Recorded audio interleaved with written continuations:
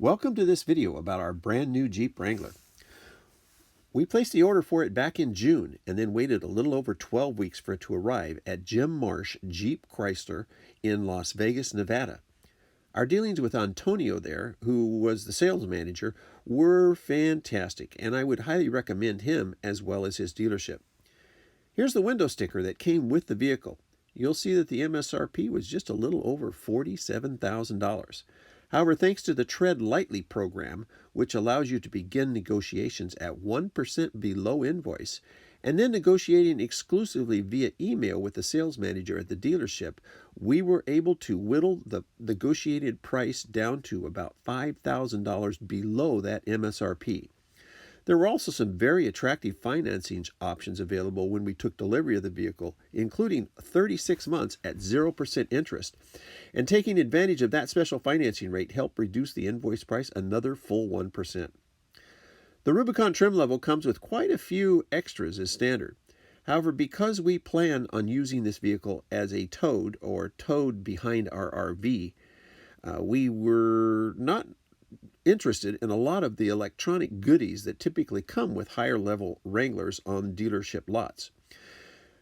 The options we did choose for our order were billet silver paint to match our RV, automatic transmission with the eTorque mini hybrid system that's now required with the automatic transmission for the 3.6 engine, hardtop in black, the LED lighting group, which really makes a difference at night, the towing package with the 4 auxiliary switches, and the Mopar tailgate reinforcement package.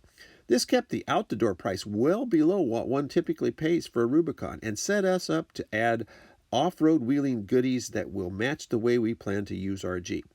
I wouldn't say that it's a bone stock Rubicon two-door, but not far from it. That's a rock-hard 4x4 aluminum bumper with a deep set winch well, and it's got the fog lights as well as the Roadmaster connection points for the towing hitch behind the motorhome. I elected to go this route as opposed to the Roadmaster drop-down base plate, which significantly decreases the overall ground clearance. This bumper gives you pretty darn good ground clearance. It also protects the sway bar disconnect function in the front of the Jeep from overhang with the overhang. That's all solid aluminum, quite sturdy. It's maybe 1/4 of an inch thick, so it should be quite fine. And the best part is those 2 connection points for the Roadmaster towing hitch are connected directly to the frame. They had furnished zinc bolts. I removed those, did not install them. I went and actually got grade 8 bolts of the correct length, which I needed to get a bit longer because of the Roadmaster connection for the connection points for the towing hitch. And those were then powder coated black because I didn't like the shiny zinc color on the front. Also installed my Brake Master, I believe it's called. That's the breakaway switch on the left-hand side and the air connection on the right. And then over on the other side is the Mopar connection for the towing hitch lights.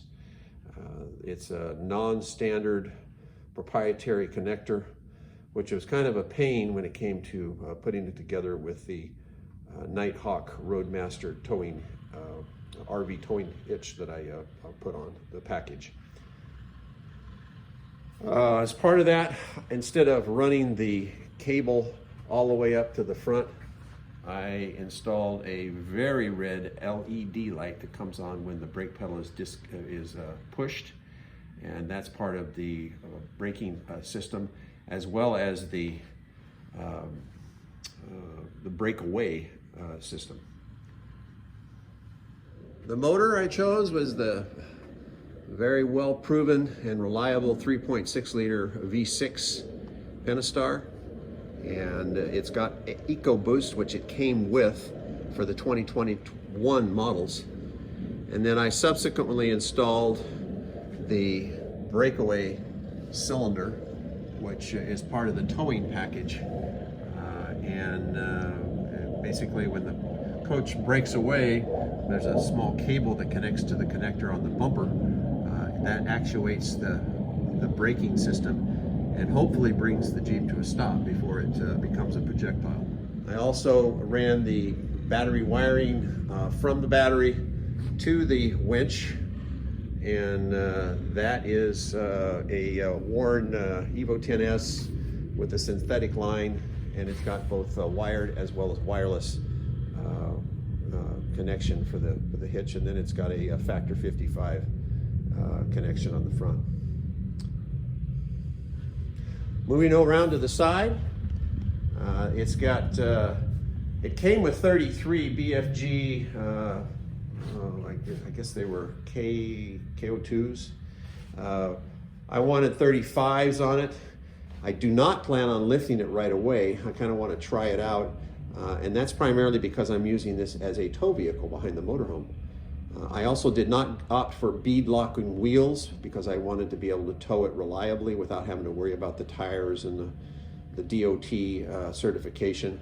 So I got Icon 4.5 -6 rebound titanium colored wheels, which would create a really nice offset for the wheels. And also the Nitto Ridge Grappler. They're 35, 17, 12.5s, I believe. The combination resulted in a very nice offset from the bumpers, just a little bit, as you can see, looking down the sideline of the Jeep, maybe 2 inches, maybe it's tad more out from the fender.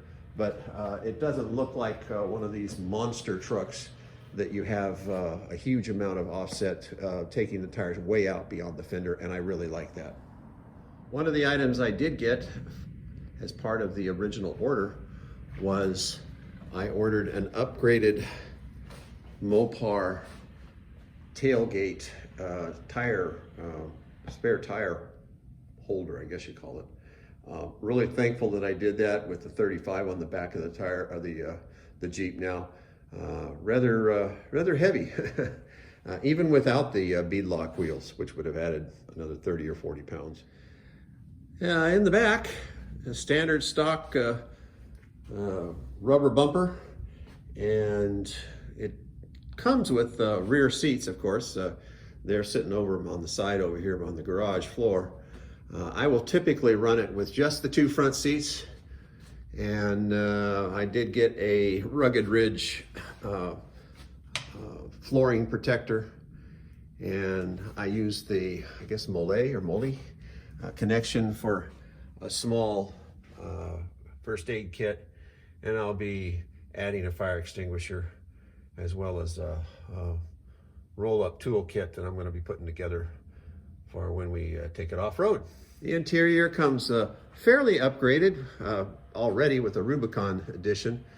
As I said, I didn't get any of the electronic goodies like the Alpine stereo. It does come with a slightly larger 7-inch screen with Apple CarPlay. And of course, I did get the trailer package so that I could have the aux 1 through 4 upgraded switch cluster there just in front of the transmission lever. Of course. So far, I'm really happy with the way the Jeep looks, kind of like a puppy with big paws. I wanted to get it all set up before we took it out on its first wheeling initiation and first scratch.